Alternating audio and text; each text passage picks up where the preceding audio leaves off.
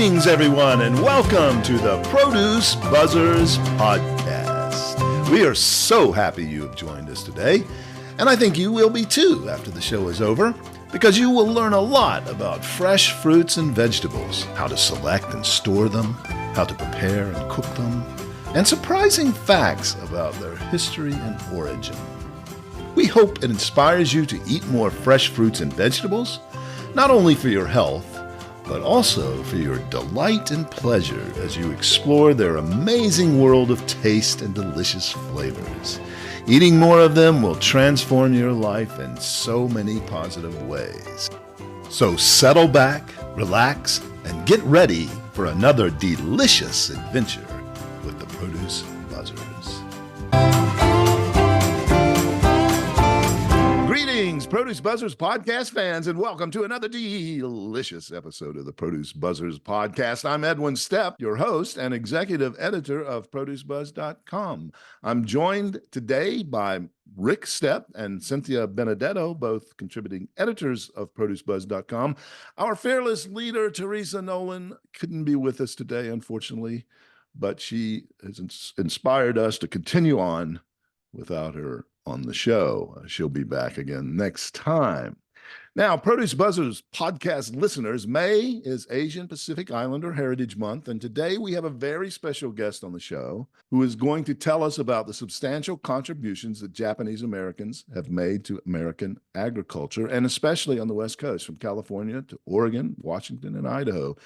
Our guest today is returning. He's one of our most loyal fans and a good friend, Ron Inatomi, a third-generation Japanese American who has been working in the produce industry for over 40 years. He is the creator and editor of a very informative Facebook page called Japanese Americans in the Produce and Floral Industry. The page reveals a lot about the history of Japanese farmers and also a lot about current Japanese Americans who are working in the produce business. Ron is retired now, but for over 40 years, he worked in the produce business. He was a produce manager for Gelson's Market, a very high-quality grocery store in Southern California. Their stores are beautiful, featuring gourmet foods and their fantastic kitchens. And of course, their fruits and veggies are always top-notch and beautifully displayed. Gelson's is a favorite of many of the Hollywood stars. Ron has worked for them for his entire career in the produce industry, and has some very interesting things to tell us about how the Gelsons assisted Japanese Americans in Southern California after World War II. So, Ron, welcome back to the show, and thank you so much for supporting us, continually listening and commenting and liking all of our episodes. It's great to have you back. Thank you. This is great. It's been 2 years. I can't believe it. Yeah, it has. Of course, we did have you on in that meantime with Glenn Tanaka, and that was a very interesting episode. But it's great to have you back. That was. You've got some great stories for us to tell us today about some people who assisted the Japanese American after their during and after their internment after World War II, and we want to hear about those. But let's start with some of the history of the Japanese Americans who immigrated to the United States and got into agriculture and helped build up California agriculture to its great state that it's in now. So what can you tell us about that? Boy. Too much to tell. They came for the dream, hit the ground running, and they just worked fingers to the bones, blood, sweat, and tears. And by 1942, they were responsible for 40% of the commercially grown produce in California. Wow, 40%. By what year was that? 40%. 1942. Wow. So as the war was beginning for the States anyway, for entry into. Yeah. Right. And that's when they went into that's when they were put into the internment camps, was 1942. So yeah. So, the negative part, I think there was tremendous jealousy and fear. And if there wasn't a war, there's no telling how far these pioneers would have gone. They were just hard workers, Yeah. and they came like all the immigrants for that dream, unlimited possibilities. Right. Um, but yeah, it's unfortunately war came, and they were taken to assembly centers and then internment camps, but they kept going. So they changed the agricultural landscape around the internment camps as well. And till this day, there's many farms still thriving because of what they started. They saw beyond the brush and the tree stumps and the environment, and they worked it, they transformed it and grew things where other farmers perhaps would have had a hard time doing. Right. And that But was in the internment camps. There they were in places that were pretty barren for the most part, I think.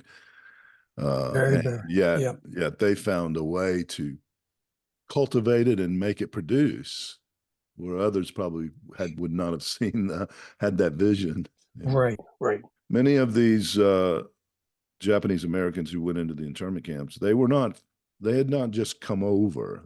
They were second and maybe were they third generation by that time? Or was it only There second? was some third generations. Um, so 2/3 of the Japanese that were incarcerated were natural born citizens. They were born here, the 2/3. Niseis, Okay. Yeah. right? 2/3. And of course, there were some third generations that were born or like infants when they were Got it. interned. Uh, so 509 babies were born in assembly centers. And in the 10 main incarceration camp, there was 5,921 births in the camps.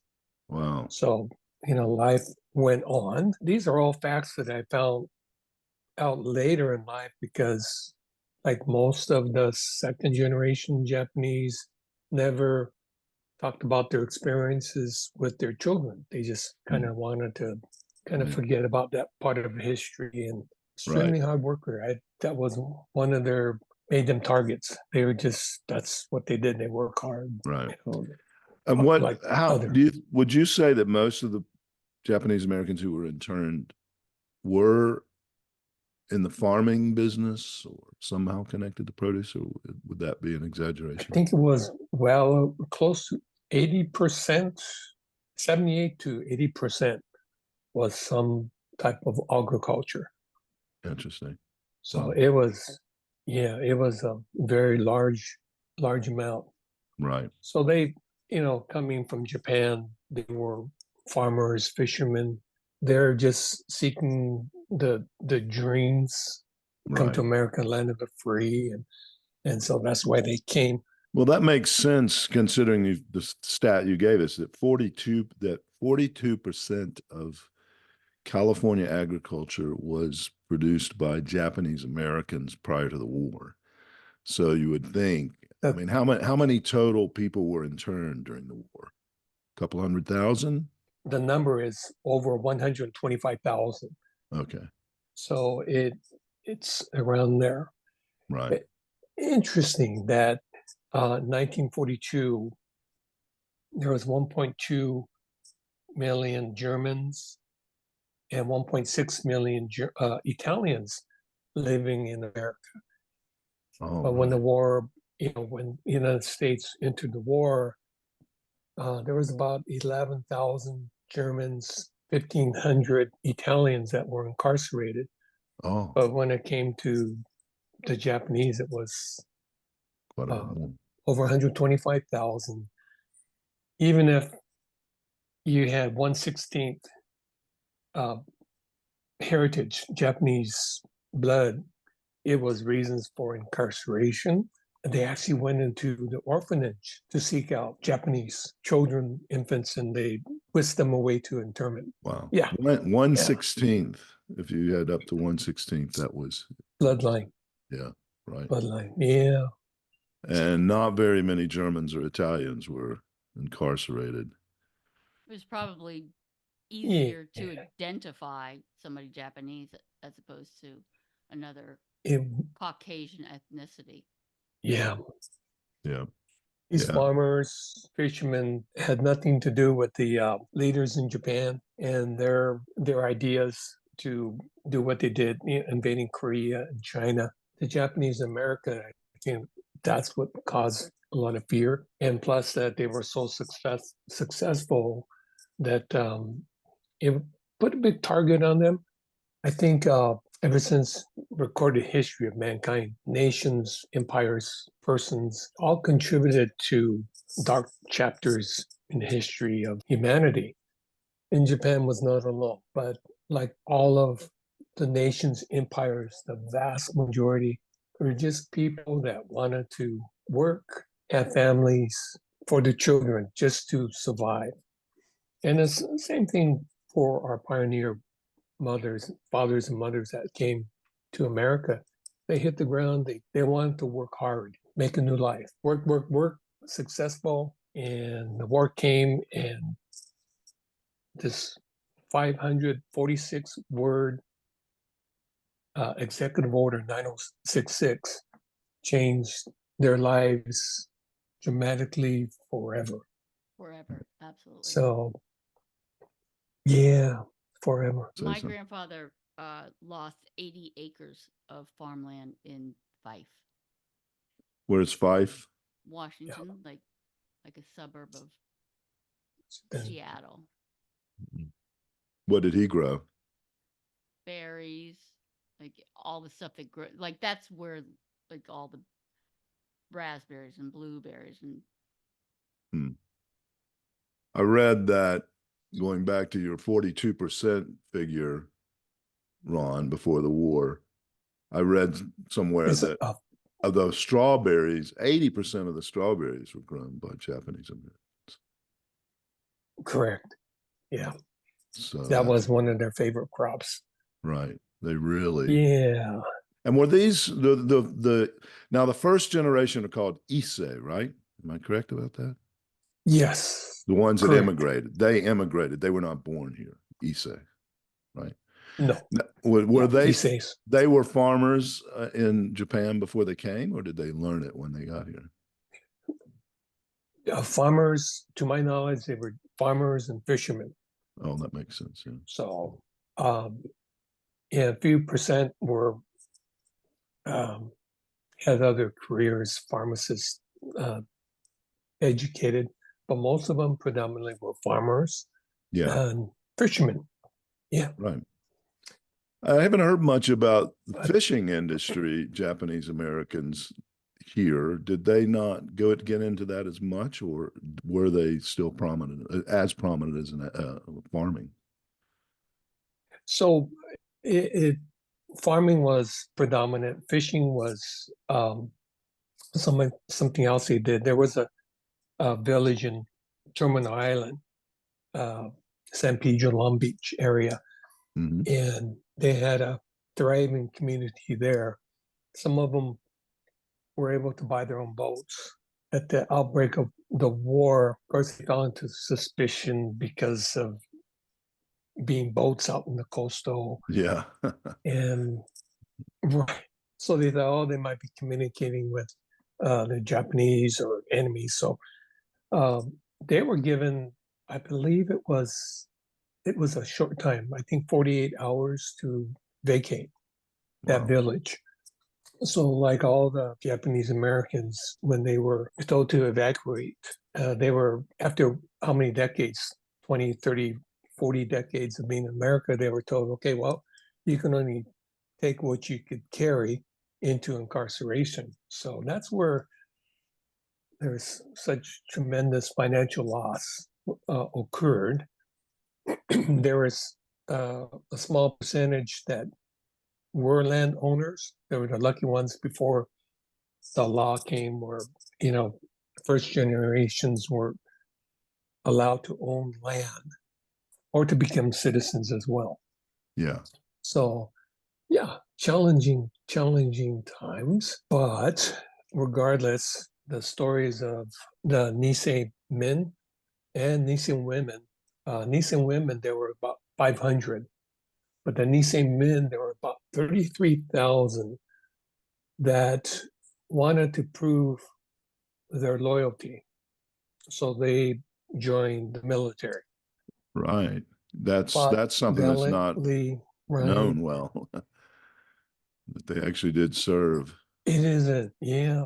Yeah. They want to prove their loyalty. Right. The 442 Regimental Combat Team, till this day, is still the awarded the highest decorated Army unit for its size and duration of the war. So they still hold that record.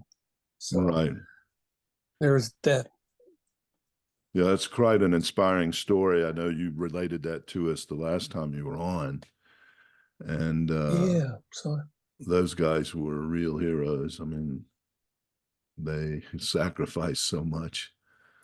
yeah, to- I had 4 uncles who served during World War II and one in the Korean conflict. Okay. My wife's father and 3 uncles were already in the Army before the war started. I know a lot of our listeners will be familiar with the brand in the produce aisle, Tanamura and Antle. And that was a partnership between the Japanese Americans and some Caucasian Americans, I guess. I don't know how you say. I think the Antles came from Oklahoma originally, but they were Caucasian, and they teamed up. And I read that Charlie and his brother Johnny Tanamura also served in the war during World War II. So I don't know if they were in Correct. that regiment. What was the not what do you call it? 442 is that a regiment? So, yeah, combat team. And then there was the 100th Battalion, MIS, which is Military Intelligence Service. Yeah.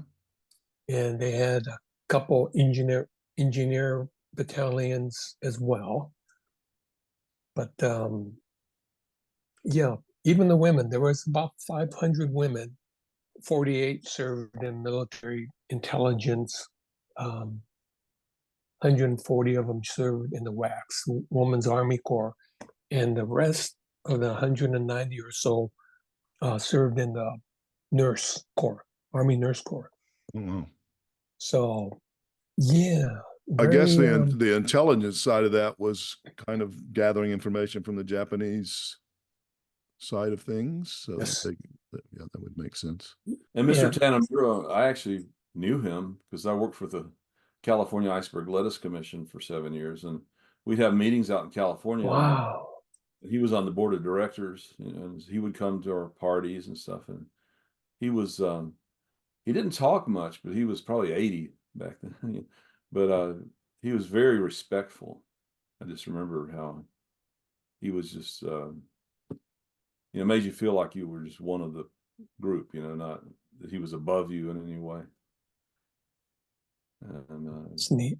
I wish I'd have asked him more questions. If I'd have known, I didn't even think about the thing like that. He had lost his land also, and was I don't know if he was in an internment camp or not, but he lost his land and had to come back and buy the land back again after the war. Sure, he was in an internment camp. If he What's was that? 80, if he was 80 back then, what year was that? In the 80s. So he was So born in like the 80s. 1900. Okay, so he was not old enough to be my mother's father, right? Just an older brother.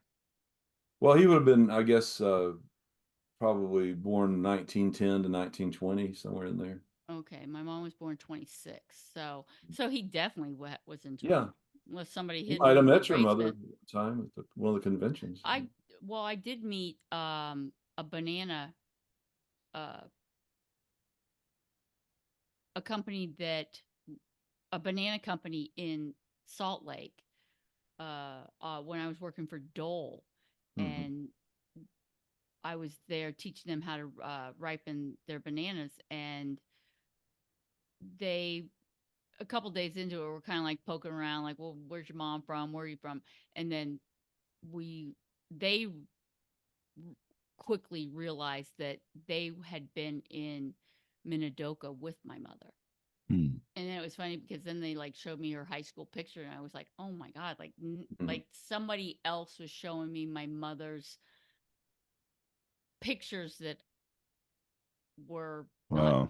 that I'd never seen before. It was just a very surreal. Hmm. And your mom never wanted moment. to talk about it, so you're getting Mm. this info from I know, right? almost total strangers. Yes, absolutely. That's an amazing sacrifice after their families had lost their land to go and serve in combat. But have you ever met anyone, any Japanese American who went to a internment camp that considered it an honor to serve in the internment camp for the cause, the same way someone who fought this country would, you know? You know, I haven't.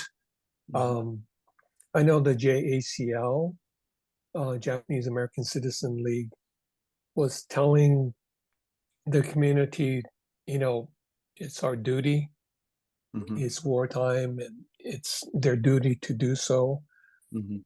Um, Because really, but someone who's spent time there should take a sense of pride in that they sacrificed a lot, you know. yes, Right. yeah. Even though it And wasn't when, right, they did sacrifice. And then When war is never right. when my mom was No. buried at sea by the United States Navy, the admiral of the ship gave her honors as a veteran and not as a dependent because of our friend Lieutenant General Richard Newton the third. He wrote a letter explaining what had happened to my mom and her life, and they considered it her service to the country. Mhm. Yeah. right, And we need to remind our listeners about Cynthia's mother. She is a pioneer in the produce industry. Started working in the citrus packing houses in Florida uh, fairly early in her life, and eventually rose up to be a very, very successful salesperson and one of the few women salespeople in the produce industry at that level. And she really made an impact. So she was a wonderful woman.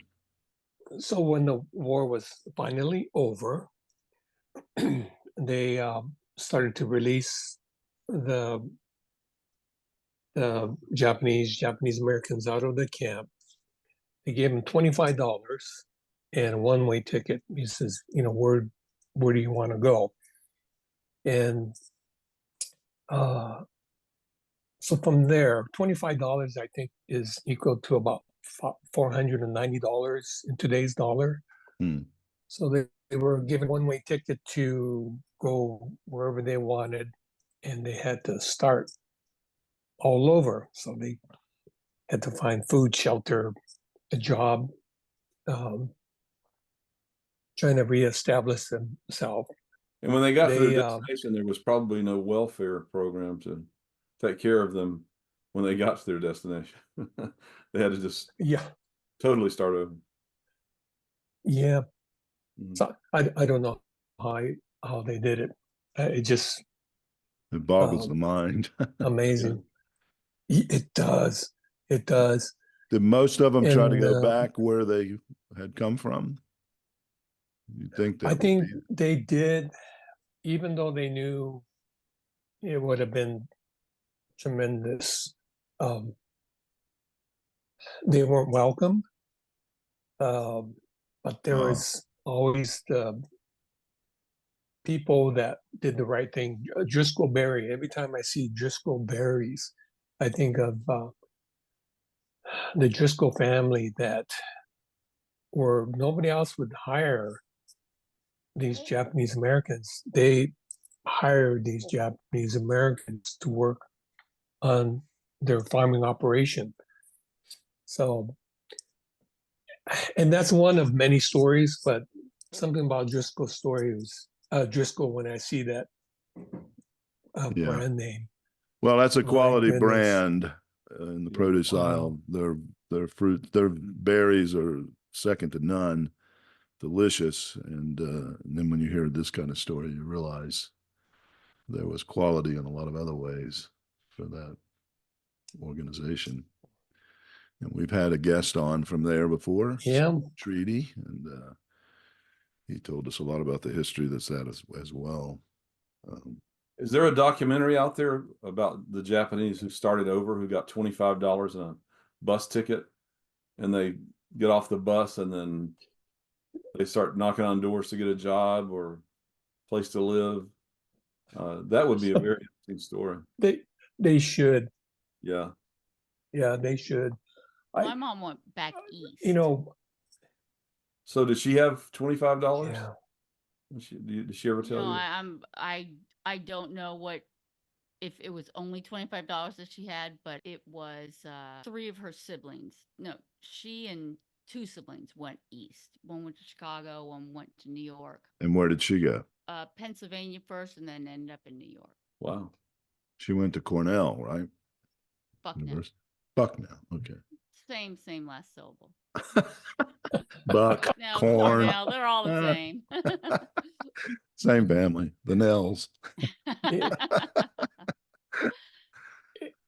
You know, growing up, I heard just bits and pieces, of course, and I think I brought this up the last time a couple of years ago.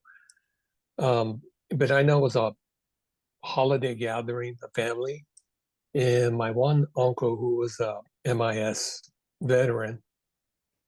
It's the That was first time I ever the saw him. the intelligence service, you said, right? Yeah. Service, Yeah. right? And first time, you know, he was drunk and he was upset, but he told us the story how he was in uniform and, of course, had his medals, what have you, and trying to get a job and a place to stay. And yeah, he could still hear the door slamming in front of his face. Yeah. And he's just so upset. And, you know, so he served to prove their loyalty and Right. just hate was so bad. It just, like you said, war was just bad. It's just bad. Yeah. So even though pain, he was suffering. Even though he went to knock on these doors in his uniform with his medals, he was still getting the door slammed on him. Slam. Yeah. Right. But yet he was able to work hard. He ended up with his own packing shed in Oxnard. And he had land in Oxnard that his friend Andy Navarro farmland. So there was a great partnership, but they made it. It's like, how did they make it? Right. I wonder how many became sharecroppers. How many what? I wonder how many of them became sharecroppers, you know, where they just, in exchange for working the land, they get some of the profit. Or because, you know, my dad even had sharecroppers when we were kids, that they would work the land, and whatever returns came back, they got a percentage of it. Right. Have you heard much about that? Interesting. Yeah. No, I haven't, but that must have been, it had to have been an alternative for them. Right. So just, you know, starting out. Can you imagine being a sharecropper on it was your land previously, and you go back and you become a sharecropper on the land that you actually rightfully owned? You know, and I asked my mom about their home, and she said, I go, why didn't you go back to that? And she said that because squatters were there and they had squatter rights. Mm-hmm. Which I'm so evil. I would burn that house down. Like, okay, if I can't go back to my own house, you're not gonna live in it. I don't have the class. They've got you on record, Cynthia. I know. I don't have the class that my mother did. But like Like, it's like the Japanese are Uh, just so, so my mom's Nisei, ni for like, so it's Issei for Ichi, me, One first. san, me being Sansei. Yeah. But Three. I mean, they're like the weebles wobble, but they don't fall down. Like, you push them down, they get back up. They push them down, they get back up. But I mean, like, let's take that even in the spirit of the fight that Japan, the might that they fought us with, us Americans, like they just would not give up. And I think that that is, those inbred traits just die hard. And so they came, brought it here, and they kept working hard, working hard. Like, I guess, I don't know if it's the might and the discipline and the, like, I don't know what the trifecta is, but Yeah, I think it's a combination of those traits. So, yeah. um, Yeah. So thankful for Gelson's yeah, tell us that for their story. first market. Yeah, 1951 was their first store in Burbank, and Bernie Gelson's and his brother Eugene, they hired nothing but Japanese Nisei men to man their produce department and produce warehouse in LA. And they started to, every supermarket they opened, you walk into the produce department, it was all Japanese Americans working in the produce, and forever thankful because they had such a hard time getting jobs. But Gelson's was one of them that they they were like exclusive, pretty much, Yeah. hired for their produce operation, and so they were the ones that trained me at Gelson's, and uh, it was it was an honor. It was a very colorful time for me. Yeah. And yeah, mind you, most of them were either World War II or Korean vets. So Interesting. tough guys, very Yeah. very talented. what is the ethnicity of the Gelson family? Jewish. So I wonder, Jewish. I thought it was Jewish, but I didn't want to speak out of turn. I just wonder if it's like, you know, clearly like what we were fighting for were, the the Holocaust victims and the just the Jews by and large that were just nearly exterminated. But Yeah. but they were always, the Jews were still always marginalized. I mean, look at today. And so like it kind of like, yeah, I know how you feel kind of thing. Yeah. I You know, can't confirm it, but okay. they were very smart and they knew that they were going to get good workers when they hired the Japanese. Yeah. So Yeah.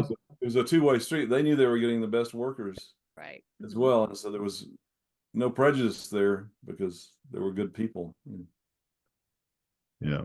That's And a good point. I kind of think too that Bernie and Eugene Gelson's knew of, there was the 522nd battalion, all Nisei soldiers that saved the Jews, and there were some other nationalities as well, Russians, but predominantly Jews in the Death March, Oh. Dachau, and the Death March. So they were responsible for saving a lot of lives. And so I'm not sure if that kind of tied in for their motivation to hire these Nisei gentlemen. I'm not sure. I wish I could confirm it, but that was always my take on it. But well, I'm sure they felt some yeah, shared experience at the very least, and that helped. I'd be interested to learn, what was the number of the regiment that you said helped save some of them on the death march? 552? So 522, 522. 522. Do you know which death march that 520 was? So there was Dachau, and there was, gosh, I wish I thought there was two incidents. Yeah, but that's there okay. was a death march There where were they there were were gonna be. several death marches. I wrote about one, a woman who survived one. And these were all right, your women. book. Yeah, these were all women. I don't remember any. I don't think that they must have interacted with them. Must have been another death march. And the one she was on was all women, and they went from from work camps, not at death camps, work camps in Poland, what is now Poland, all the way to Czechoslovakia. And the coldest winter was over 800 kilometers, the march. But there were other marches, and some of the other marches had men as well. So I'd be interested to cross-reference that at some point. Anyway, we can talk about that another time, but I was just curious at what you knew about it. Yeah, so I tell you, it was a dark, terribly sad chapter in the history of America. But in my 10 years of posting stories about Japanese Americans in the produce and floral industry, I came across so many stories, heartwarming stories of courageous people that helped the Japanese Americans Yeah. in their plight. And I kind of dwell on those because there's the good always outnumbers the bad. Oh, really? And that's encouraging. Yeah. My friend Janice Munemitsu has an interesting story. Her family had 40 acres that they owned in Westminster that they were farming on. That's and of course the right war next. came. That's right next to L.A., right? Is that the Westminster you're talking about? So yeah, so Westminster would be, say, south of Long Beach, California. Okay, got it. So Orange County. Orange County. So internment, incarceration was about to happen, and there was a banker in Garden Grove who got a lease between the Minamitsu farm with the Mendez family. And so the farm was saved. Minamitsu farm was saved. So the Mendez was farming the land during the war. And they wanted their children to go to a nice school in Westminster instead of the all-Mexican school. And you may have heard of the famous case Mendez versus the Westminster School of Board of Education. And they were victorious in 1947. Supreme Court said that segregated school was unconstitutional. So that was the beginning of school desegregation. What year And was because that of that again? case, 1947. Okay, go ahead. So because of the success of that case, Brown versus the Board of Education in Topeka, Kansas was successful. So that was the beginning. Yeah, that was the Brickplaces, Westminster, California. So all because of this banker, Frank Monroe was his name. So Oliver Hardy was a story another one that took me by surprise. Oliver Hardy from the Laurel Hardy comedy Laurel and Hardy, yes. team. Stan and Ollie. Stan and Ollie. So Oliver Hardy used to shop at this market in Van Nuys, owned by this Japanese American family. And when the war broke out, Oliver said, I will store your possessions on my estate in Van Nuys, which he did. And where the vast majority of our pioneers lost everything what they could carry, or they had to sell it for pennies on the dollar. Oliver stored their belongings. And when the family, Japanese American family, were released, they went to get their possession, but they said, please stay. Just stay and live on the property. So they had shelter, food. Yeah. No, And, Wow. so they had probably lost the store. They couldn't go back to the store, but they had possessions from it it. was And he let them stay there. from it. And did they, what, is there more to the story? Did they eventually get out and go on their own again? They got out, went on their own. Oliver Hardy passed away, I believe it was 5 years after the family went to live with them. So but I believe they were already established. Yeah. And was able to, be self-sufficient. But Right. yeah, That's a great story. Oliver Hardy. Yeah. Yeah. Do you remember Grace's Pastries in LA, South Bay area? Grace's Pastries. Very, very. Is it still there? Yeah, it was. No, they closed down, I think, finally in the 80s. Okay. That's when I first came to California, so I wouldn't have been aware of it. Oh, okay. Okay. It's amongst the Japanese American community, it was like, oh my gosh, the place to go. And they had bakeries all over Southern California. But the wife, Grace, her family, her father worked for the Fever family in Fowler, California. And What family? he was a foreman. No, but what A family? Fever family Okay. in Fowler. So the father was a foreman for the farm operation there. And of course, when the war came, they said, we'll store all your belongings, which they did. And when they came back, all their possessions were intact, and as well as his position. So this family was able to just reestablish themselves to get going. They had all the belongings. So when the daughter was married, her husband was a baker cook in the Army, United States Army. He wanted to open up a bakery. So they were able to borrow money from the parents who had the money because they were already established because of what the Fever family did.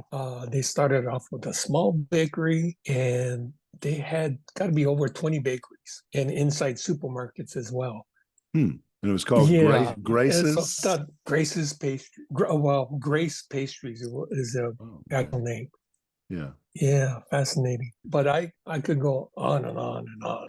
Well, it's encouraging that you said the good outweighs the bad. So this is kind of, you've got a lot of other stories that you could tell us, but those are two good ones. Okay. Well, Ron, those are some great stories.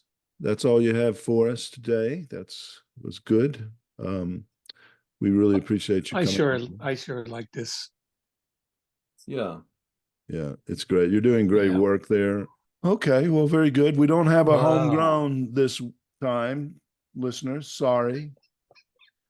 Rick did kind of come up with one accidentally because our listeners won't be able to see it, but Ron has a background in the Zoom call. There's a photo of Glenn Tanaka's farm, and with a sign in it that says Japanese Americans in the Produce and Floral Industry, Facebook. And it looks like Ron is actually standing out on the farm. And Rick said, what did you say, Rick? Why Ron is so successful? No, why is Ron so successful, Rick? Because he's outstanding in his field. Homegrown.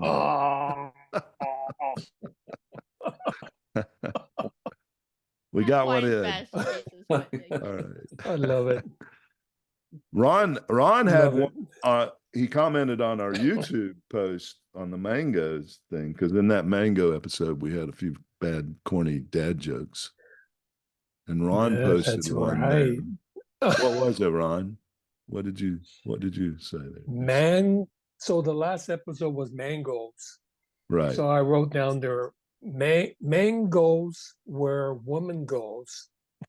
After that, it's honey do this, honey do that. That's good. I'm not even groaning. That's so good. I'm laughing. It's the first time I've laughed in one of those. Teresa will be mad at me now because I never laugh at hers, but Ron had a good one. Yeah. I'm Miss Teresa. My goodness. Yeah, she misses you too. She wanted us to send her greetings. Well, listen, this has been fun. I don't want to keep anybody for much longer, but I appreciate it, Ron. You're so supportive of what we're doing here, and always a great guest. So thanks for coming. I always love it. I keep on saying we got great chemistry. It's a joy. It really is. Thank you so Good. much. So That's Thanks. right. Okay. He's the president of our fan club. Thank you. Take care. Bye, thank Ron. you. Bye-bye. Thanks, you. Ron. Bye, you guys. Well, thank you, listeners, for tuning in to the Produce Buzzers podcast, brought to you by Produce Buzz, the gathering place for lovers of fresh fruits and veggies. We hope you were entertained a bit and educated a lot about fresh produce. Be sure to join us next time, and please tell your friends to do so as well. Like, share, and comment on our Produce Buzz Facebook page, and check out our website at www.producebuzz.com. There you will find articles about fresh fruits and veggies, how to select, store, and prepare them, as well as lots of interesting facts about all the wonderful bounty the earth provides for us. Until next time, be fruitful and don't forget to veg out.